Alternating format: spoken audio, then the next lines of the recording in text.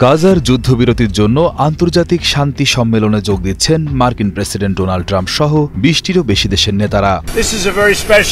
এটা সত্যিই একটা বিশেষ ঘটনা। গতকাল আর আজ মিলিয়ে ইসরায়েলে ৫ লক্ষ মানুষ জড়ো হয়েছিল। শুধু তাই নয়, মুসলিম ও আরব দেশগুলো উল্লাস করছে, সবাই একসাথে আনন্দ প্রকাশ করছে, যা এর আগে কখনো ঘটেনি। সাধারণত দেখা যায় এক পক্ষ খুশি হলে অন্য পক্ষ হয় না, তারা এর উল্টোটা করে। কিন্তু এবারই প্রথম সবাই অবাক এবং রোমাঞ্চিত। আর এমন একটি ঘটনার সাথে যুক্ত থাকতে পারাটা আমার জন্য সম্মানের। আমরা দারুণ একটা সময় কাটাতে যাচ্ছি। এমন কিছু হতে চলেছে যা ইতিহাসে আগে কখনো ঘটেনি। তাহলে প্লেনই দেখা হবে, আমরা সবাই মিলে ভালো সময় কাটাবো।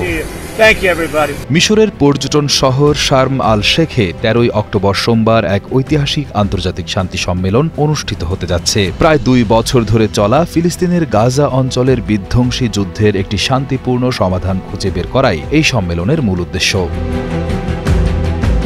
এই গুরুত্বপূর্ণ বৈঠকে যোগ দিচ্ছেন বিশ্বের বিভিন্ন দেশের শীর্ষ নেতারা। এদের মধ্যে রয়েছেন মার্কিন প্রেসিডেন্ট ডোনাল্ড ট্রাম্প, ব্রিটিশ প্রধানমন্ত্রী কেইর স্টারমার, ফরাসি প্রেসিডেন্ট ইমানুয়েল ম্যাক্রন এবং জাতিসংঘের মহাসচিব অ্যান্তনিও গুতেরেসের মতো প্রভাবশালী ব্যক্তিরা। সম্মেলনে সভাপতিত্ব করবেন মার্কিন প্রেসিডেন্ট ডোনাল্ড ট্রাম্প এবং মিশরের president Abdel Fattah al CC. তবে এই শান্তি আলোচনায় যাদের নিয়ে মূলত এই আয়োজন, সেই ফিলিস্তিনের স্বাধীনতাকামী সংগঠন হামাস বা ইসরায়েল সরকারের কোনো প্রতিনিধি উপস্থিত থাকছেন না।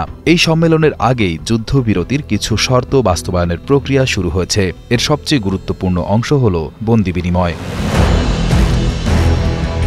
ইসরায়েলের প্রধানমন্ত্রী বেনিয়ামিন নেতানিয়াহু নিশ্চিত করেছেন যে তারা হামাসের হাতে বন্দী থাকা ইসরায়েলি নাগরিকদের ফিরিয়ে আনতে প্রস্তুত। জীবিতদের আন্তর্জাতিক সংস্থা রেড ক্রসের মাধ্যমে ইসরায়েলে ফেরত পাঠানো হবে এবং মৃতদের মরদেহ হস্তান্তর করা হবে।